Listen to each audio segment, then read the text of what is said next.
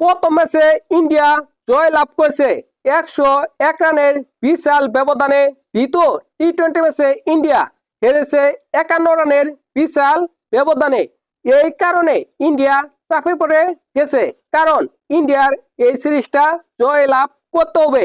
এবং কি দ্বিতীয় টি-20 ম্যাচে ইন্ডিয়ার প্রতিটা ব্যাটার বাজে খেলেছে, প্রতিটা বোলার বাজে খেলেছে, শুধুমাত্র তিলক বর্মা ব্যতীত।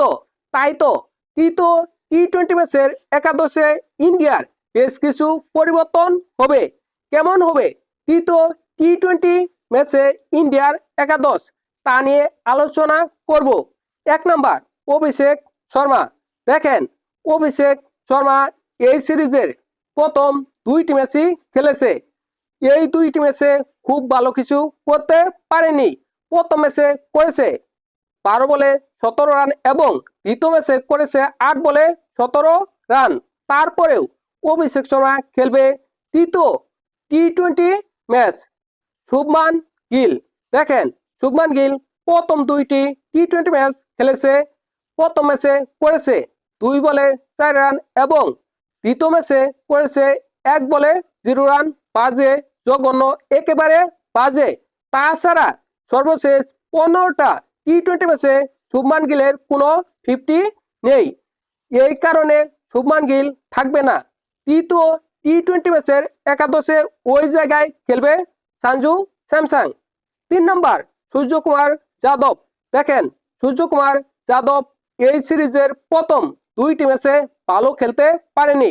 প্রথম ম্যাচে করেছে 11 বলে 12 রান এবং দ্বিতীয় ম্যাচে করেছে 4 বলে 5 রান। তাছাড়া সূর্যকুমার যাদব সর্বশেষ 17টি ম্যাচে কোনো 50 করতে পারেনি। এতটা বাজে খেলতেছে, এতটা খারাপ খেলতেছে, তার ফর্মে ফিরতে হবে। সূর্যকুমার যাদব খেলতেছে তৃতীয় টি-20 ম্যাচ।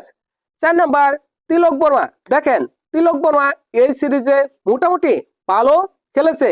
প্রথম ম্যাচে করেছে 32 বলে 26 রান। এই ম্যাচটা খুব ভালো খেলতে পারেনি, কিন্তু দ্বিতীয় টি-20 ম্যাচে অসাধারণ খেলেছে। 34 বলে করেছে 62 রান। অসাধারণ, দুর্দান্ত খেলেছে তিলক বর্মা। তাই তিলক বর্মা তৃতীয় টি-20 ম্যাচের একাদশে থাকছে। 5 নম্বর অক্ষর প্যাটেল।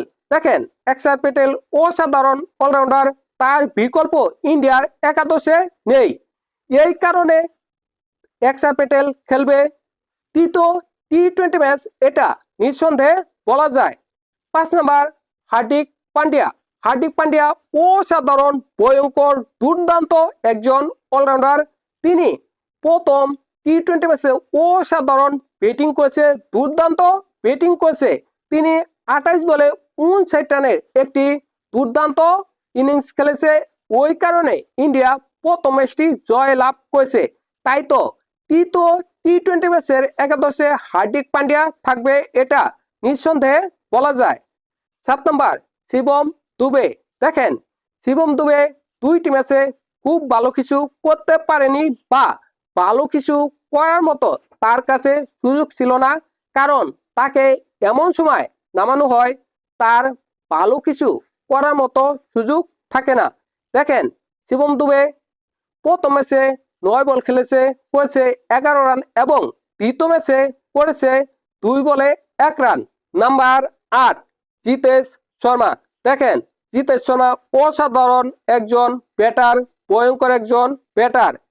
এই সিরিজের প্রথম 2টি ম্যাচে হয়তোবা খুব ভালো কিছু করতে পারেনি, তার কাছে খুব ভালো কিছু করার সুযোগ নেই।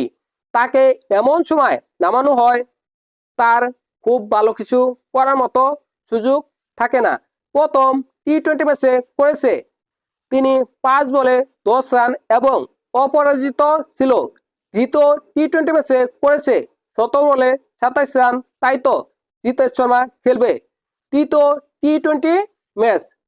রয়েছে বরুণ চক্রবর্তী। দেখেন, বরুণ চক্রবর্তী অসাধারণ একজন বোলার। তিনি প্রথম ম্যাচ এবং দ্বিতীয় ম্যাচে ভালো খেলেছে। তাই তো তিনি তৃতীয় টি-20 ম্যাচের একাদশে থাকবে, এটা নিঃসন্দেহে বলা যায়। রয়েছে আদিপ সিং। দেখেন হারদীপ সিং প্রথম টি-20 ম্যাচে হয়তোবা ভালো খেলেছে। তিনি 2 ওভার বল করেছিল, 14 রান খরচ করে 2টি উইকেট পেয়েছিল। ভালো বোলিং করেছে এটা বলা যায়, কিন্তু দ্বিতীয় টি-20 ম্যাচে তিনি বাজে বোলিং করেছে, জঘন্য বাজে, একেবারে বাজে। 4 ওভার বল করে 54 রান খরচ করেছে এবং কি একটি ওভারে 7টি ওয়াইড দিয়েছে। এই কারণে হারদীপ সিং খেলতে পারবে না তৃতীয় টি-20 ম্যাচ। ওই জায়গায় খেলবে হাসিদ রানা। দেখেন হাসিদ রানা খুব ভালো বোলার, সেটাও বলা যাবে না, কিন্তু হারদীপ সিং যেহেতু দ্বিতীয় টি-20 ম্যাচে জঘন্য খেলেছে, তাই ওই জায়গায় হারদীপ সিংকে বাদ দিয়ে হাসিদ রানাকে খেলানো হচ্ছে। 11 নম্বরে খেলবে জাসপ্রীত বুমরা। জাসপ্রীত বুমরা অসাধারণ একজন পেস বোলার, বিশ্বের 1 নাম্বার পেস বোলার। তাই তো জাসপ্রীত বুমরা খেলবে তৃতীয় টি-20 ম্যাচ, এটা বলা যায়।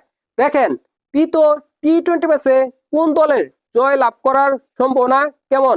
এই ম্যাচে ইন্ডিয়ার জয় লাভ করার সম্ভাবনা 68% এবং সাউথ আফ্রিকার জয় লাভ করার সম্ভাবনা 32%।